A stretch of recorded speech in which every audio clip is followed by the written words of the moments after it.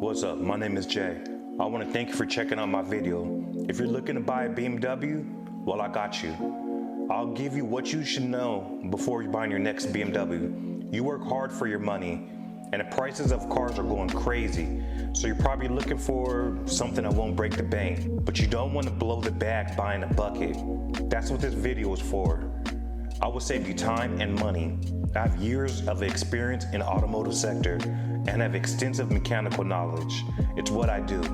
Before you pull the trigger, you're going to need to know something, and this video will give you the most common failures on the BMW E46.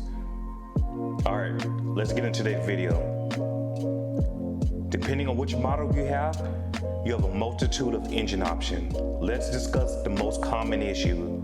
Oil leaks are fairly common. Both the M and non-M variant leak oil. The valve cover gasket is a prime suspect of an oil leak. When you look at that valve cover, look at the lower half of the valve cover above the exhaust. That's where the oil likes to pull up. Just because you verify the valve cover leak, don't assume it's the gasket. It can actually be the valve cover itself that is warped. Check the oil filter housing gasket as well. If you're lucky, it's just a cap that was loose or maybe an O-ring that went bad. But you may also have the entire housing gasket failure. And that's an easy repair, but it's going to take a lot more time than just tightening the cap. On the BMW M3, the CPV has an O-ring that likes to leak. It's commonly misdiagnosed leak. It's above the catalytic converter. Now you want to address all your oil leaks because these could cause the engine to smoke. It's a bad look, it doesn't smell good, and you don't want to be driving around in your car and it just shooting out oil everywhere and you're just leaking oil and you got to keep topping it back off.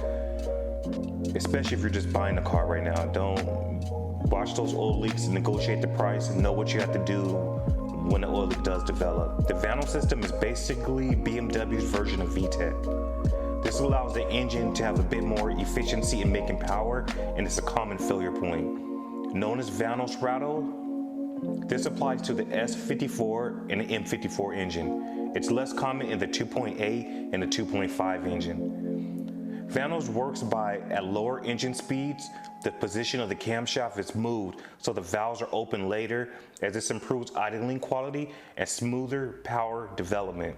As the engine speed increases, the valves are open earlier. This enhances torque, reduces fuel consumption, and lowers emissions. At high engine speed, the valves are open later again because this allows full power delivery. The M54 and the S54 use different Vano systems.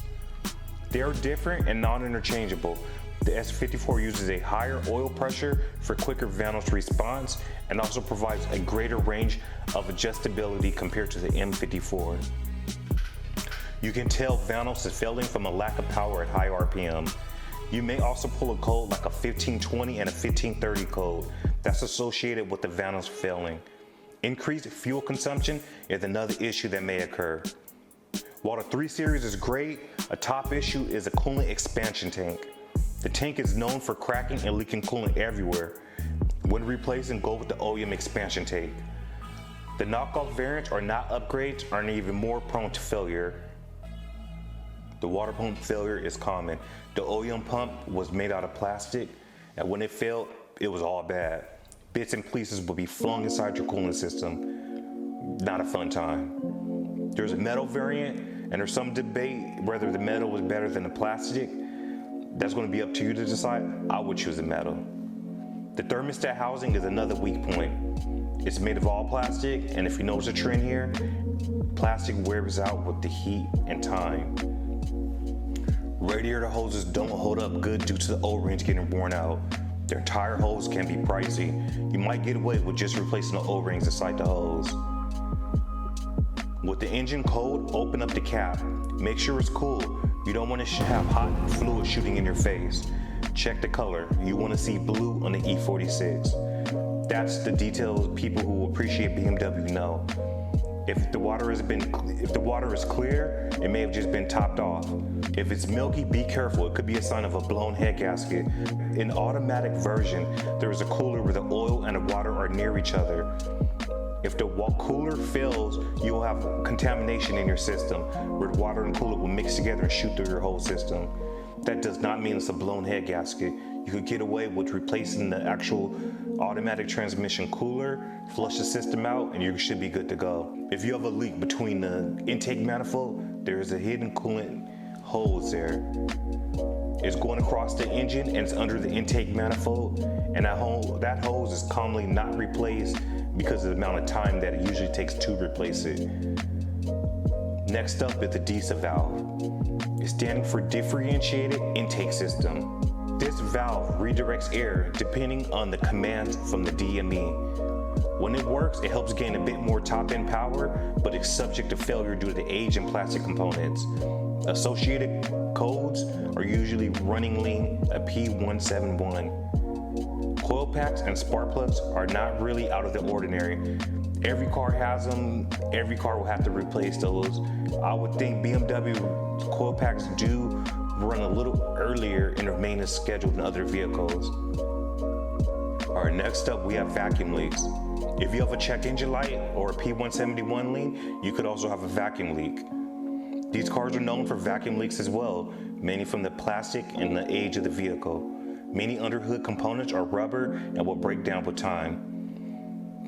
The ambient temperature sensor is located in the wheel well, and it can tear up real easy, especially if you meet Mr. Curbs while you're parking your car. On the dash, your outside temperature will show -40, a really low temperature if it fails or if it is shorted. There are repair kits out there to fix this, but this can affect the air conditioning system as well because it needs to see that sensor to help cool a little bit better. Depending if you have an automatic or a manual, the fan clutch can be a problem. If your engine sounds like an airplane taking off, check your fan clutch. On the automatic version, the fan clutch bearings wear down and will constantly run at high speed. That's a sign you're going to need to replace that fan clutch. Next, we're going to go to the transmission. The BMW 3 Series, one of the great things I love about it, it had the option for the manual transmission, which is a rarity in a lot of other vehicles. It also had the automatic with a Steptronic, and it has a SMG transmission. Typically, you have a ZF transmission or a GM transmission. The GM SL40 for the non-M. Your mileage may vary depending how well it was taken care of, but they are some of the most reliable transmissions. You can have either a 4-speed all the way up to a 6-speed manual. One thing to look out for, look for code P0741. This indicates a torque converter is failing and will need to be replaced. The internal seals on the converter is worn and won't lock in place. This requires a new torque converter. On manual versions, the clutch will eventually wear out and needs to be replaced. This is common through all cars. This is not a BMW specific problem, just a problem with vehicles that have higher amounts of age. Listen for noise when the clutch is engaged, and if the noise goes away when the clutch is released, this is normal wear and tear. All right, next up we're going to move to the suspension. Control arm bushings are a weak point.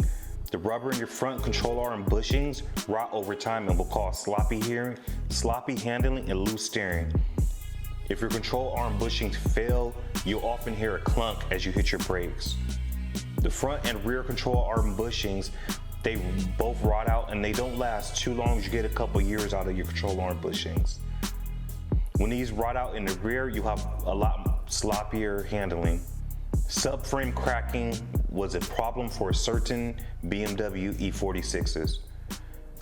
The convertibles appear to have this happen less, but you should definitely get this checked out. While the actual subframe can crack, the mounting holes are what usually give away. Cracking and clunking will be noticeable. Creaking and clunking will be noticeable. The subframe carrier may have worn differential bushings causing the clunk. One tip I highly recommend is cleaning the area well and take off all the road grime, any kind of dirt back there. Get a wire brush and soap and water and spray all along the bottom of that floor. The heat shield and the gas tank can make it very difficult to see. If it goes, your entire suspension can possibly disconnect from the vehicle. Obviously, this is dangerous. If you catch it early enough, you can weld the cracks. gaining in popularity is using a reinforcement plate to prevent the cracks happening in the first place. If you plan to have more power or you're driving hard, I'd recommend doing that. With all this said, I don't want to scare you of all the things that could go wrong. I just want to make you aware of some of the problems that do happen with these vehicles. These are just common failure points, and the vast majority can be done in your garage. When shopping for your E46, you can look for these and use it as a powerful negotiating tool or something to walk away from because it's going to be a bigger headache down the road. If you have any other failures that happen to hit your E46, please leave a comment down below. If you got value out of this video, please hit the like button and subscribe for more videos.